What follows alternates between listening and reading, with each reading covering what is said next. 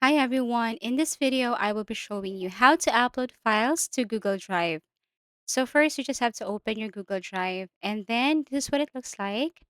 Now if you want to create a new folder, then you just have to right click new folder and then type or enter the name and then click create. So for example, this is my newly created folder, and if you want to upload a file here, all you have to do is to right click and then tap this file upload and then upload that file from your computer or laptop.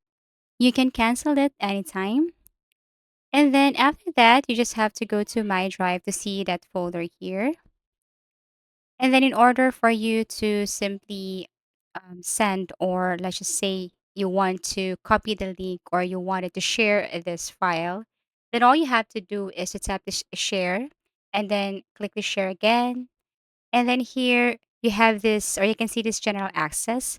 So if you want to share this, tap this anyone with the link. Then you have option here, viewer, commenter, and editor. So it's up to you. For example, if you want to set this as viewer, then the viewer cannot edit or do anything. So you can just simply tap edit here so that the viewer can totally adjust something on the file if you want. And then copy link and then paste it or send it to wherever you want or you wish. And then this is what it looks like. And all they have to do is to tap this three dots to download the file.